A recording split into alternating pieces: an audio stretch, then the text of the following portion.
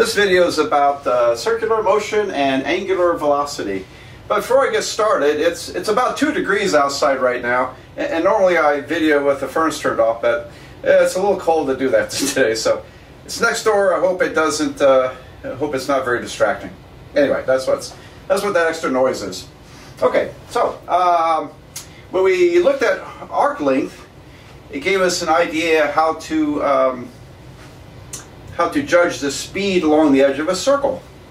And circles, if you rotate around a circle, you're rotating in a circular motion, and you have an angular velocity. So angular velocity is let's see here, angular velocity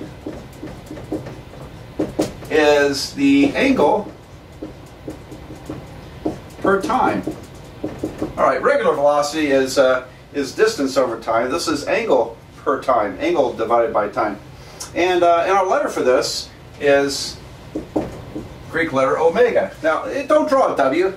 You're in trigonometry, all right? So learn the Greek letters. You know, you got to curl the little W in a little bit to make it an omega.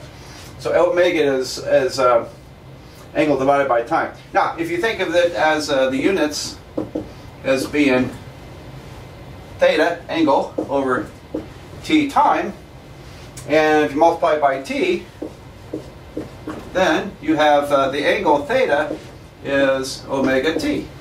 All right, so later on when we get to the trig functions, which won't be long, for example, y equals to sine of theta is the sine function, and we can replace theta, if we're relating this to angular circular motion, we can replace angle theta with omega times t, and it becomes y equals to sine omega t. And then we can study moving along a sine wave as time changes according to this angular speed. All right, very handy. All right. Well, we won't get that sophisticated in this video. I'm going to work some examples of circular motion, and so I'll erase this stuff and put up a problem. Here's the first problem. A car with 15-inch radius tires travels 60 miles per hour. How fast are the tires rotating every second? All right, so I'm going to do it spins or revolutions per second. I'll probably use the word revolution. One revolution is one spin of the tire. And when you think about a revolution, when a tire rolls forward, how far does it go in one revolution? Well, take this to be the bottom of the tire at the start, and when I roll it this way, when it comes back around, one full rotation of the tire is basically one circumference, isn't it? So one circumference of the tire is one revolution. Circumference is 2 pi times radius. So we'll use that, the fact in this problem and maybe a couple others, and see if we can answer this. All right, well, now 60 miles per hour is usually how we say it, but 60 miles per hour is 60 miles divided by hours. So it's here where you really have to start paying attention to the units of problems. How these words match up in these word problems. And I got to tell you that probably in my long experience, the majority of mistakes people make with word problems is because they're totally ignoring. It's because they're totally ignoring these words. They don't write them out. And when you don't write them out, you get some really bizarre stuff. For example, miles times miles per hour equals hours. All right, I see that a lot in algebra. But miles times miles per hour is square miles per hour. It's not equal to hours. Okay, but the student has no idea they made a mistake because they're not writing the words. So what I really want you to get out of this course, if you don't know it already, is a sense that we need to look at dimensional analysis, the analysis of the dimensions or the units in a problem in order to put it together. So how does that work here? I'm going to basically convert 60 miles an hour to revolutions per second. So let me put on here revolutions per second. Alright, well, let's start off with 60 miles per hour.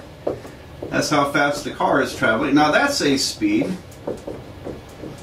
That's a linear speed. And we're going to turn it into a rotational speed. But speed turns into speed in different forms. And I know I want seconds down below, so to get seconds, I want to convert hours to seconds. All right, so 1 hour is 60 minutes. And then, now that cancels hour. And now I want to cancel minutes. So 1 minute is 60 seconds. Okay, that cancels minutes. See, we did something like this a bit when we looked at how large angles, degrees, and minutes are on the circumference of the Earth. We did some dimensional analysis. All right, now I have miles per second. I want to turn into revolutions per second. Boy, I hope I haven't written too big here. Let's see here. Well, I have to get it down to inches, don't I? Okay, because it's a 15-inch radius tire, and I don't know how many miles are in an inch. And so, I mean, inches are in a mile. So, but I do know there are 1 mile, M-I-L-E, has 5,280 feet.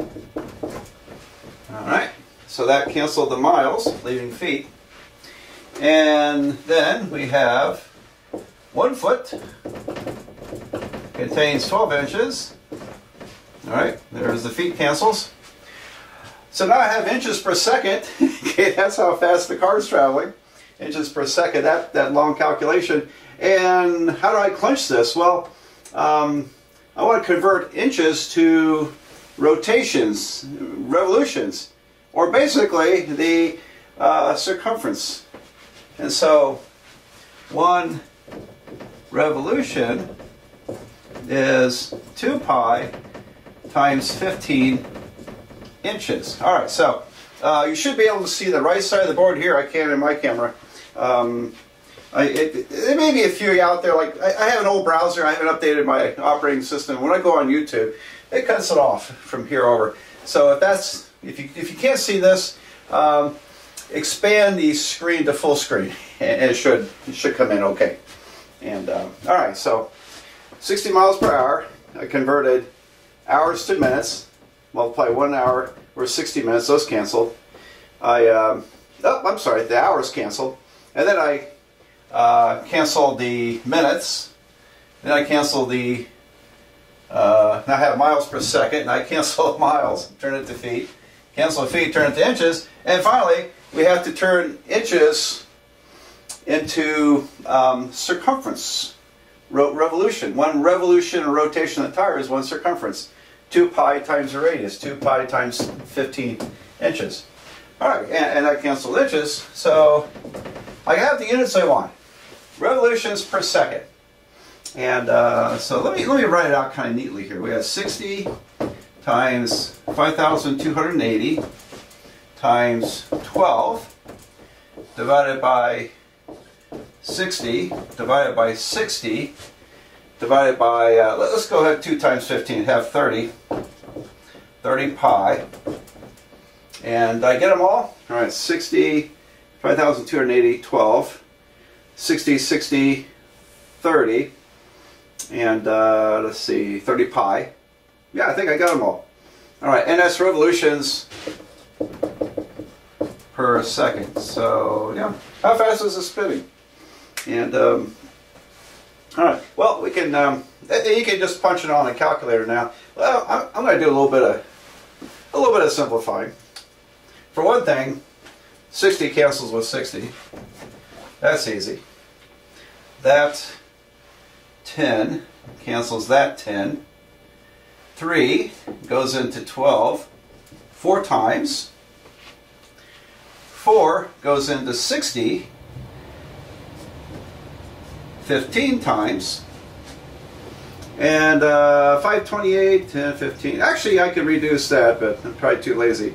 528 over 15 pi. All right, let's calculate that. So, however you do it, you have to divide by everything down here. All right, so if you start off with what I have, okay, I would go 60 times 5,280 times 12. Now, this is before I canceled. Then I would have to divide by 60, divide by 60, and then divide by 30, and then divide by pi. So you have to hit divide on everything, including pi. And then we get an answer. At this point, I've got 528 over 15 pi. So 528 divided by 15 divided by pi is 11.20. So approximately 11.20 revolutions per second. So finally, if you're my student, I'm going to expect a sentence answer. So the tires are spinning at a rate of about 11.2 times per second. All right, so I hope the camera's catching all that. I'm going to look at that before I shut this off. All right, so the tires are spinning at a rate of about 11.2 times per second. All right, we're done. So 11 times per second. Yeah, it seems to be about as fast as my my dryer. I got one of those front-load spin dryers, and boy, when it's on high, that thing sounds like a jet engine taking off. That thing just goes faster than I can ever begin to count it. So I videoed it once. I was going to go through the video frame by frame, but I just never got to it.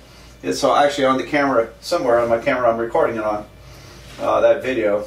And because if the inside of a dryer is spinning incredibly fast, I want to know what's the G-forces inside. What are the G-forces? So it reminds me of one of my grandsons. He likes to climb in the dryers, and so we caught him here one night. He had snuck back in the dryer. He's in there, and his brother was trying to figure out how to get the dryer going. So that's yeah. One of them's 6 years old, one's 4 years old. So one of them climbs in, one of them tries to figure out how to turn the dryer on. Well, I hope they never succeed at that. But it was kind of funny when you think about it. But we just don't let them into that room anymore. All right, so there we go, 11.2 times per second. Well, let's work a few more of these problems. Usually I just make up these problems on the fly as I do these videos. And I was racing the board, I thought, what about this? Your homo professor, that would be me, once rode his bike 102 miles in one day. Actually, that was last summer. And my wife and I had those recumbent bikes. That's where you sit down and you push your feet forward. And they have 3 wheels, 2 in the back, 1 in the front. No, 2 in the front, 1 wheel in the back. Okay. They're not that fast. I remember the first time my wife and I went on those recumbent bikes, I told her, you know, the only people we're passing are women pushing baby strollers. So, anyway, but they, you know, they're comfortable to ride. And a lot of people, even bike riders, tell me I did 102 miles. I said, what? You're kidding. And I don't know if they're thinking about my age, or how can you do that on that bike, you know? Anyway, I didn't think it was that big a deal. The main thing was getting it done before the sun went down. All right, so rode my bike 102 miles in one day. The tires have a diameter of 20 inches. That's part of the reason that bike's a little slow, because most bike tires are 26 inches. And ours are only 20 inches, so you don't get so far in one spin of the tire. All right. This took 13 hours and 50 minutes. How many times did the tires spin, and at what average rate per second did they spin? Well, let's see what we can do with this. So I want to convert 102 miles to spins of the tire. All right, so let's do that first. I'll answer this question first. So 102 miles, and you know, the diameter is measured in inches, so I have to convert miles to inches. Okay, so we have 1 mile down below is 5,280 feet. up above. That cancels miles. Got to cancel feet now. So 1 foot is 12 inches. Cancel feet. And when it spins, each spin is one circumference, isn't it? And so circumference is not 2 pi times 20 inches. You know, that's diameter. So it's pi times diameter, 20 pi. So 1 revolution is 20 pi inches. All right, so that's so I'm converting distance to spin, linear distance on a circle. All right, so I think I've got it. Revolutions. There it is. So this is 102, 5,280, 12 over 20 pi. Okay, so, and we can reduce if you want to. I think we just punch it as is. And so this will be 102 times 5,280 times 12 divided by 20, and then divide by pi. It's important to hit divide on both of these. I just remind you of that. All right, so I get, oh wow, 102,857.38. Let's just round it off to a whole number. That's a big number. Yeah, the whole number is close enough. All right, so this is about 102,857 rotations or revolutions. Revolution, rotation, same thing in the context of these problems. All right, so the tires spun about 102,857 times. All right, that's how many spins the tire, which is interesting. I didn't see this coming, because it looks like it's about 1,000 times per mile, isn't it? Close, give or take, around 1,000 spins per mile.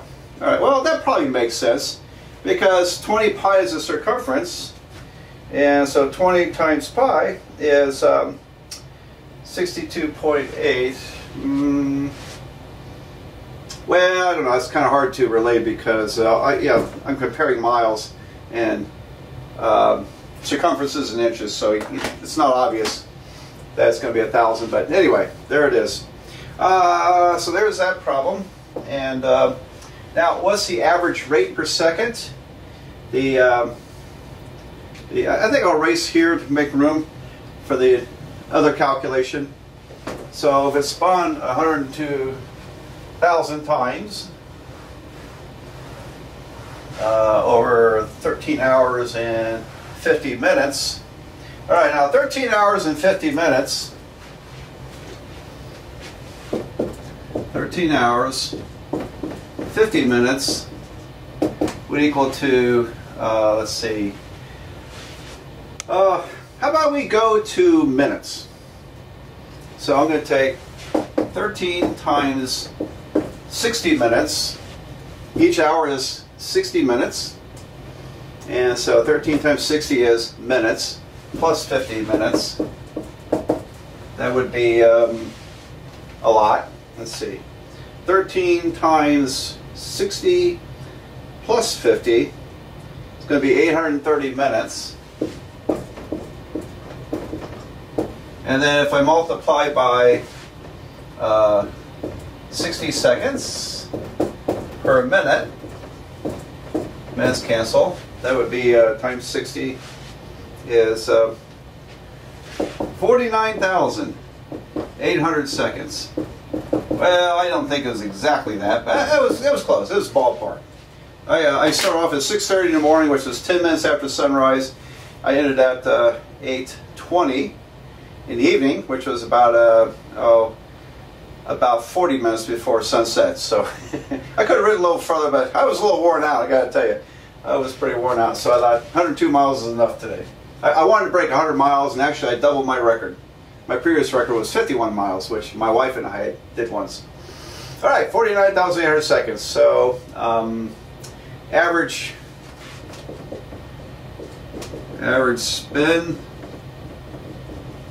spins per second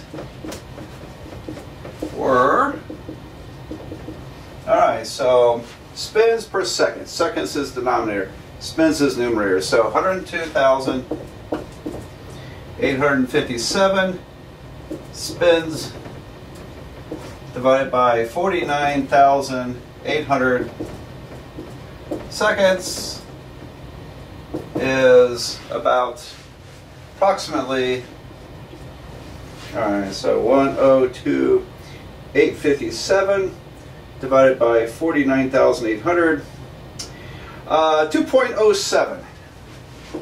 2.07 spins per second. So slightly over 2 spins per second, that whole trip. Now, yeah, that included all the times I stopped, including trying to take a nap at the halfway mark.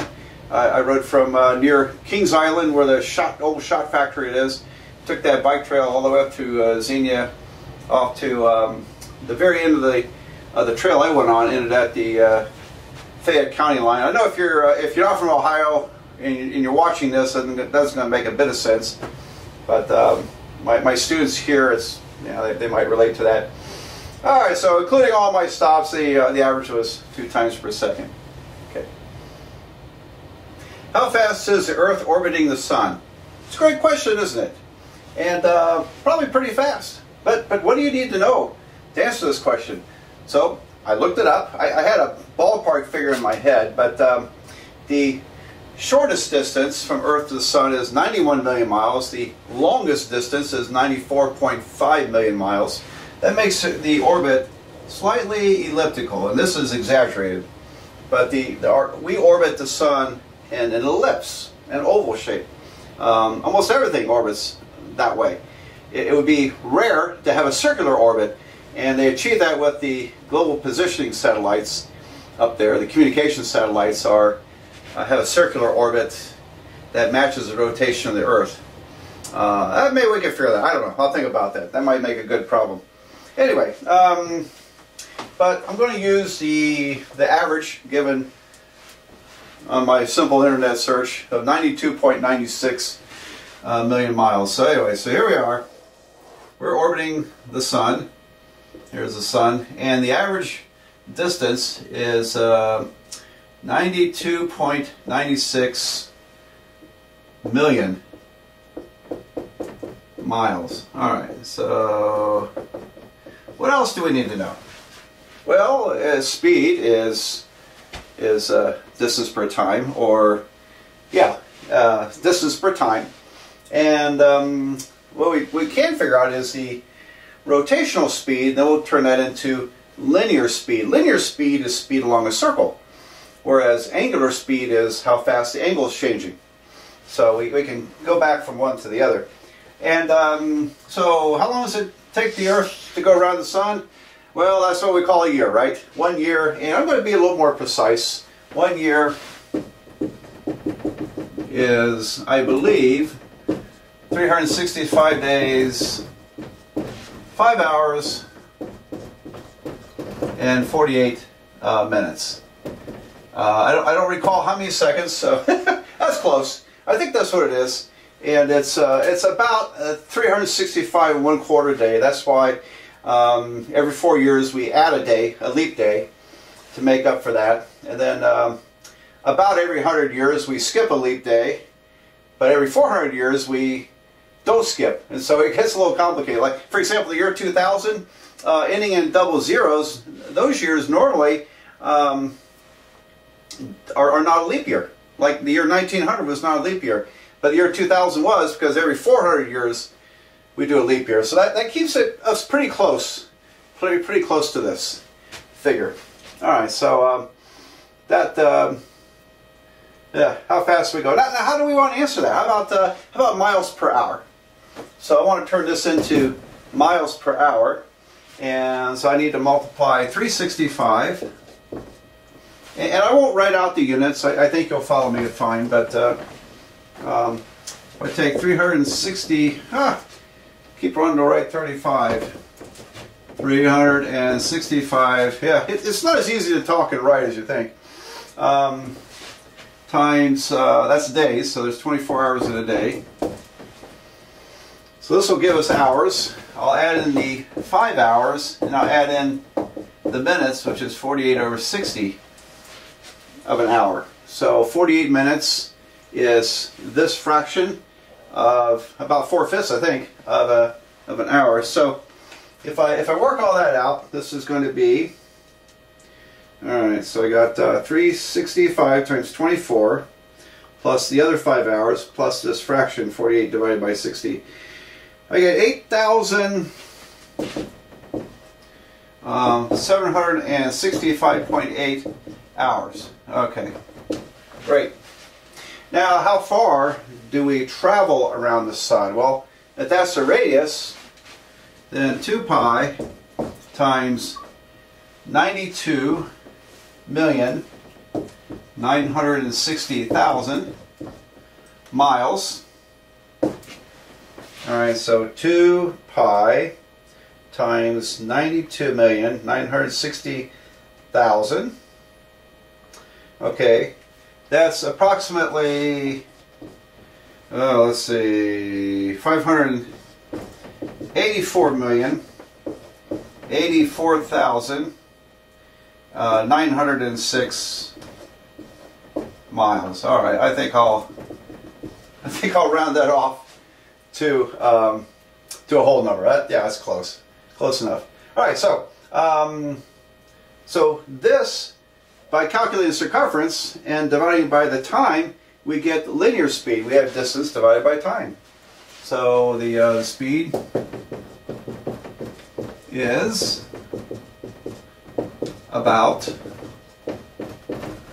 all right, so I'm going to take miles divided by time. So this number, 584,906 divided by 8,765.8 is about 66,632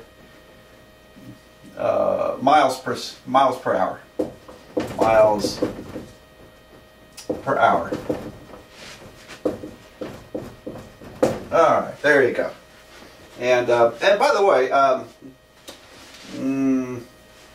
many miles per second? There are 3,600 seconds in an hour, so if I divide that by 3,600, that's about 18.5 miles per second. So that's how fast we're moving around the sun. 18.5 miles every second. Wow. Do you feel it? Neither do I. You can't feel speed without something compared to. We have no acceleration.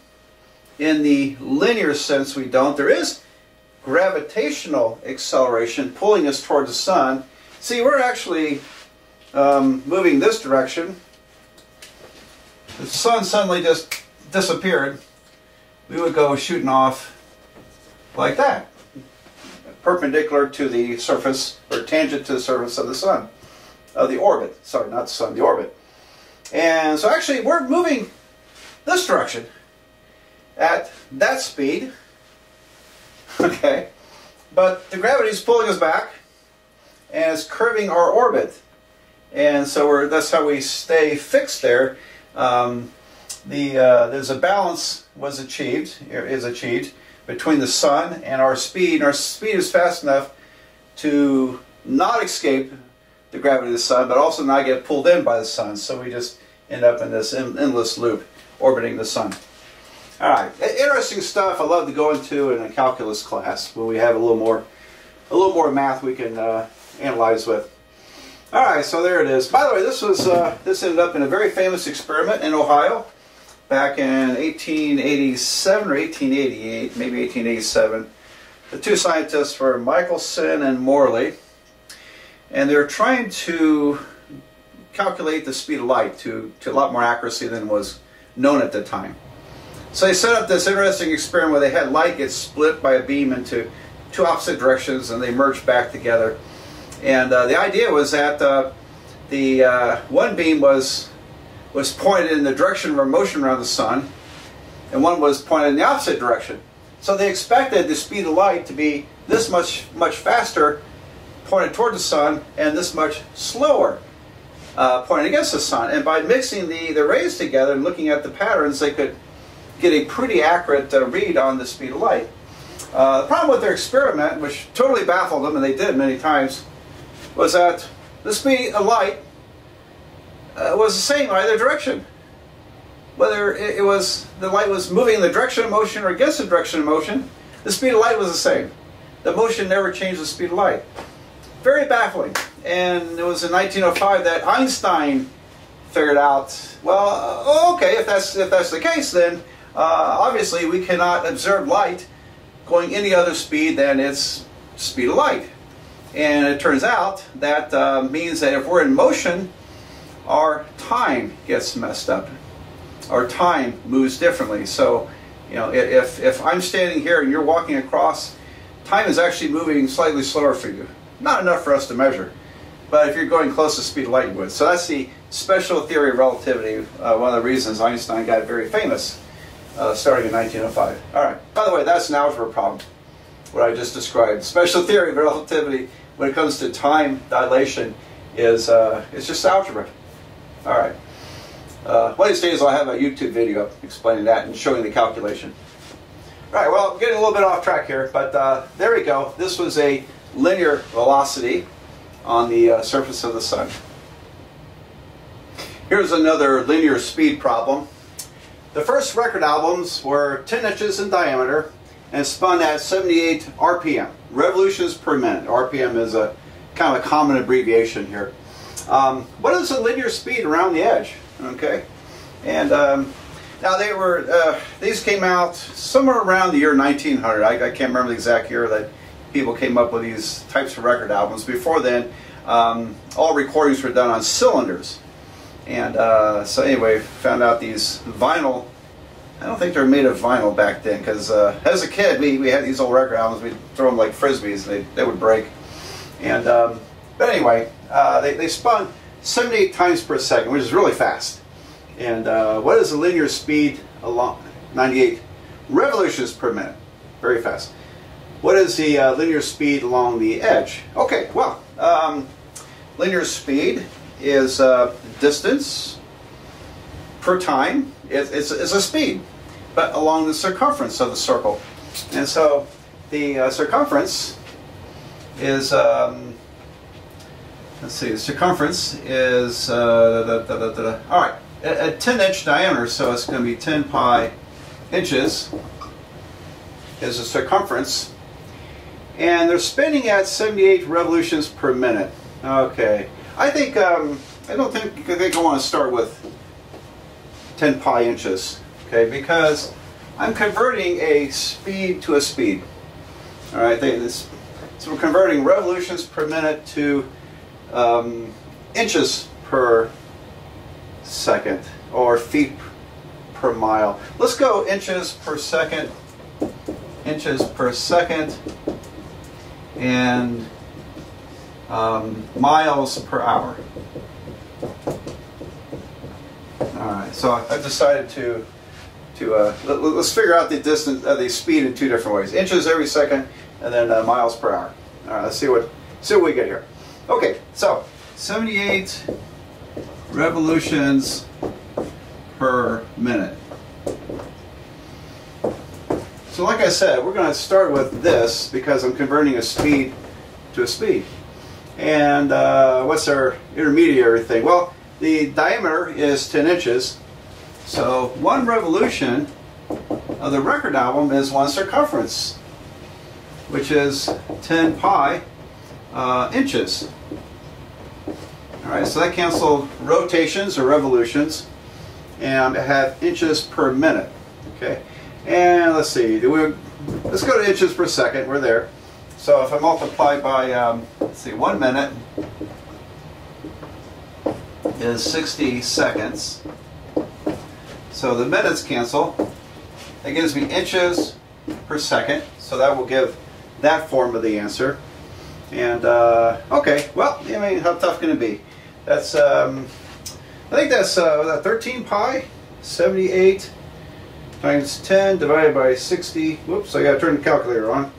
All right, 78 times 10 pi divided by 60 is divided by pi. Hold on. There, 12.5 pi. 12.5 pi. Okay. So 12.5 pi, which works out to be inches per second. Let's estimate it. This is about 39.27 inches per second.